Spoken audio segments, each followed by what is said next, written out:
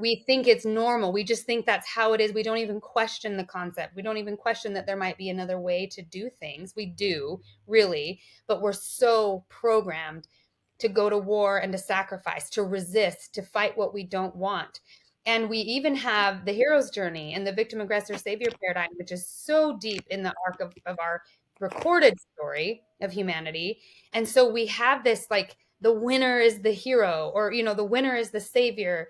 And it's just so embedded in us. It's so embedded that I've realized this is sort of the meta of what I started putting together the more I honed my psychic skills, which you, as you know, you do when you start working with people.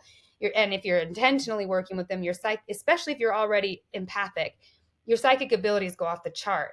And I remember realizing that with me, that the meta conversation I was tuning into all the time amongst our social dynamics had to do with the victim aggressor savior paradigm. And it's like people are preoccupied with who's the victim, who's the aggressor, who's the savior at all times. Our public discourses around that are how determining who gets what and how things are going to go. And even often what we create is like preoccupied psychically.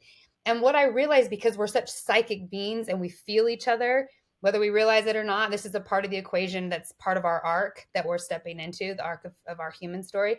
But we've not really known how the tech works. We've not really known how our psychic tech works, how we create what we believe, and we reinforce what we believe through patterns.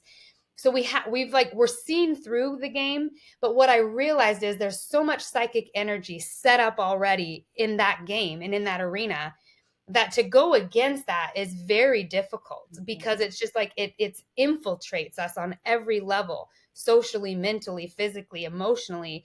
That we're always trying to decide who's the bad guy, who's the good guy, who's right, who's wrong, who's good, who's bad. And so because of that, there's so much of what we're capable of that we're not even tuned into.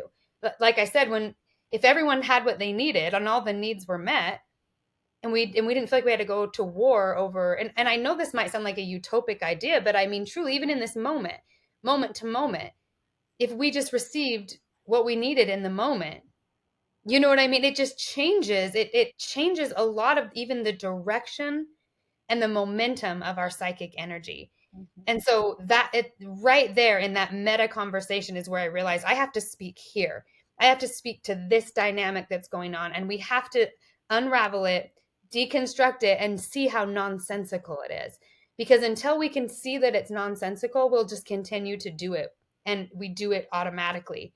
And we don't even, like I said, we're sort of stuck in the momentum of it.